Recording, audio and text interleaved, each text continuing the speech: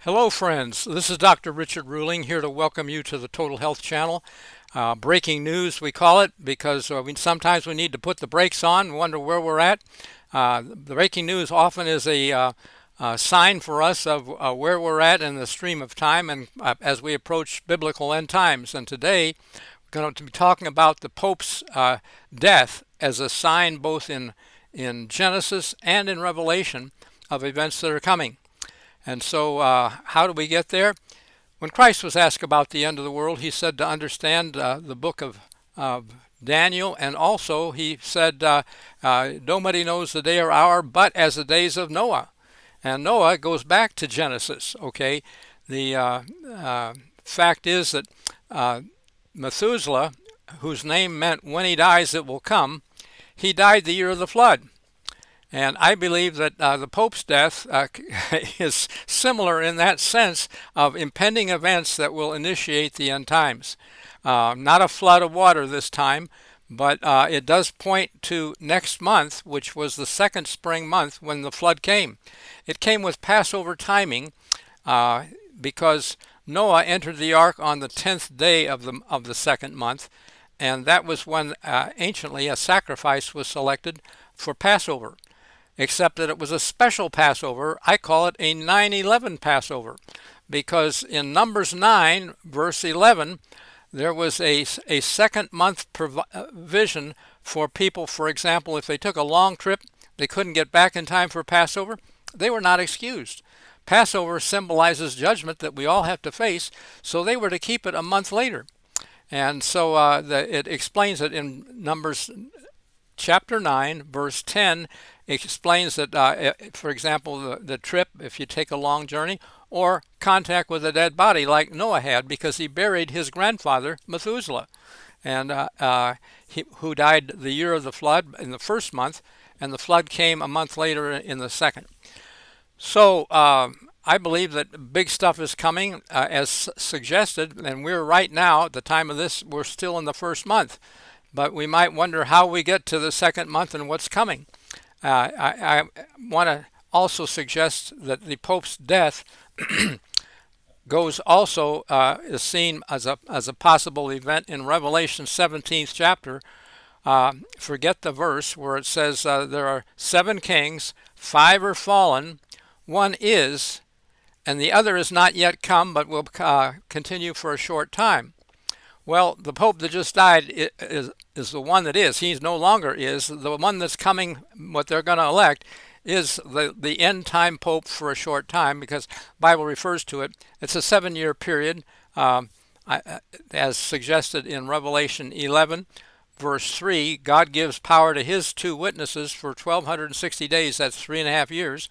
And then when they finish their testimony, the beast ascends to make war, and he has power 42 months, which is also the same period, but said differently, so you don't think they're the same period.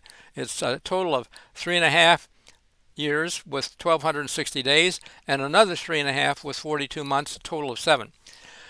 Well, that's a big mouthful to chew, and we might wonder what is coming and how do we get there. And favorite author says that there will be a series of events revealing God is master of the situation. I believe that first event will be Muslims attacking Jerusalem, because a Messianic rabbi told me that about 90% of the Jews in Jerusalem really don't care about God. They just came for free land. And God's going to get them out of there, because this is about his kingdom, and he wants he does not want it restricted to Jews that don't accept his son, Messiah. Okay, they failed to count the 7s in Daniel 9 verse 25.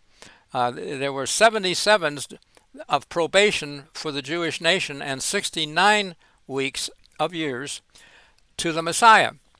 But when he was anointed by John the Baptist, it began. It was a sabbatical year, but it began the last 7 years, and they failed to receive him, sadly. So I believe he's going to give everybody another chance, but that's for a different day to explain it. But that prophecy of 70 weeks I see as running, I'll just tell you real quick, from Pentecost this year, 70 weeks literal time, no weeks of years, but just 70 weeks, takes you to an odd date in Haggai 2, verses 10, 18, and 20 for the foundation of the temple to be laid. I don't think it's going to be the Jews laying the foundation for their temple to kill lambs again. The Lamb of God has already died, okay? Isaiah 53. They didn't get it. They didn't count the sevens, or 69 weeks of years. You know, the sevens, or weeks of years were sevens for a sabbatical year. Anyway, so I'm seeing that we can get there, but we need to understand the timing events and be in sync.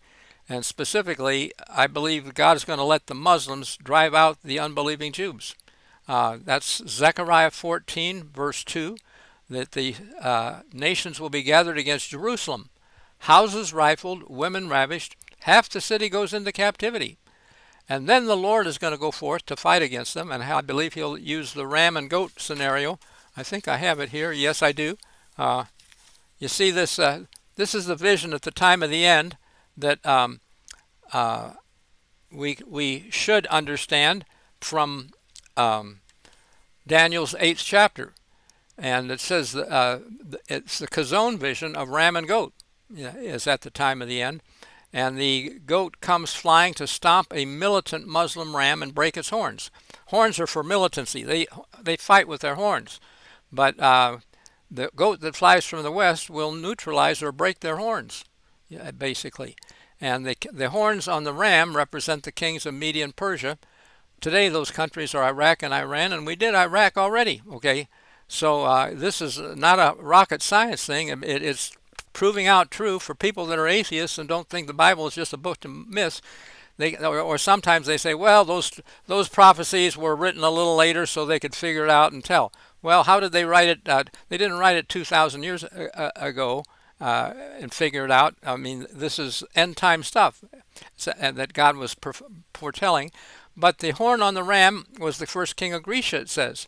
Well, Alexander the Great did conquer the Medes and Persians around, I think, 331 BC. I'm sorry, no, that was, anyway, it was 606 to 538 was when Cyrus conquered Babylon, and then Alexander the Great in 331. Yes, that's the right date for that. Anyway, long story short, we're getting, everything is compressed in end time, so because it's not a day for a year, it's a day for a day. And we're going to see action, I believe, very soon, so that the Muslims can take the city, like Zechariah 14 says, and then the Lord is going to roar from Jerusalem. Heavens and earth will shake.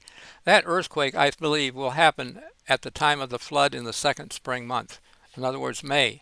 If you go to Passover in May, it's the second Passover provision in Numbers 9, verse 11, providing for it. That would be on a Monday night, which would be May 12 to 13.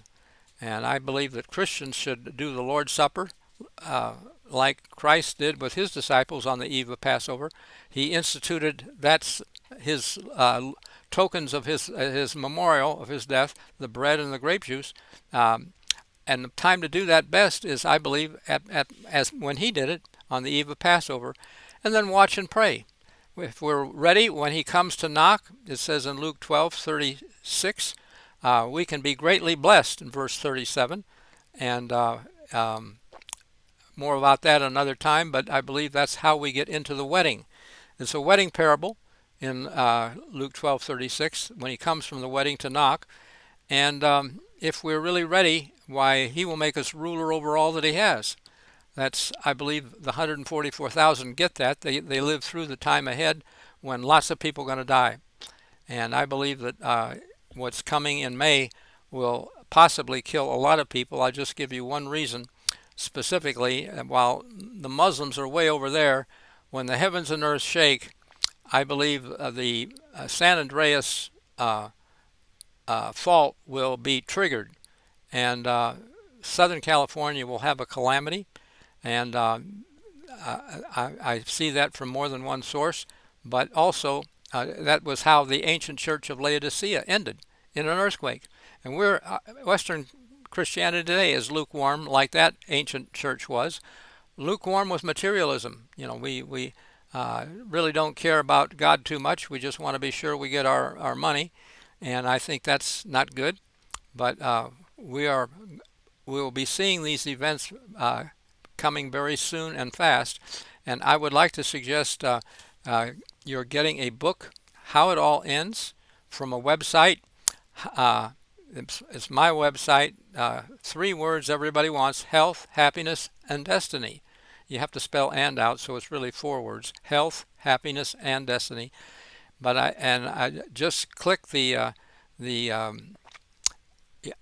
$2.95 for that book, by the way, digital. But you get a high value video link.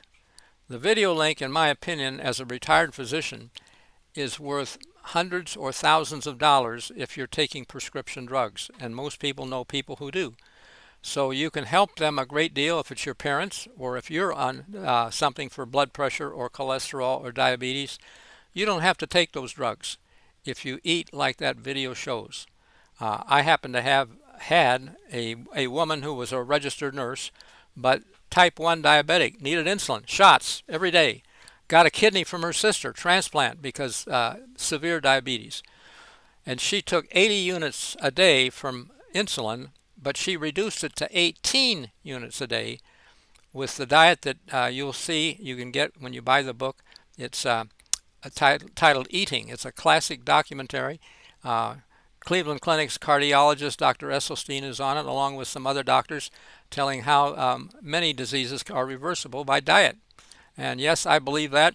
I'm 83 and in great health as a result of what I eat. I grew up frying my own hamburgers and eggs, but I changed my diet in high school to a plant-based diet for the most part, and have eaten that way pretty well and great health, even though I was sickly as a child and eating too much ice cream and things like that.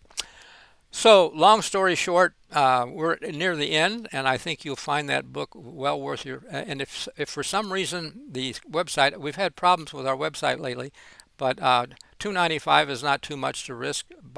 Click the link. There's a green thing that says "Pay," but don't click that one. Click the one that says "Without the link," so that you don't. There's something else that's for sale with a link, and then you end up paying more. I just want you to pay the $2.95 for the book and the link to the video. So God bless you. Looking forward to seeing it, and be in touch.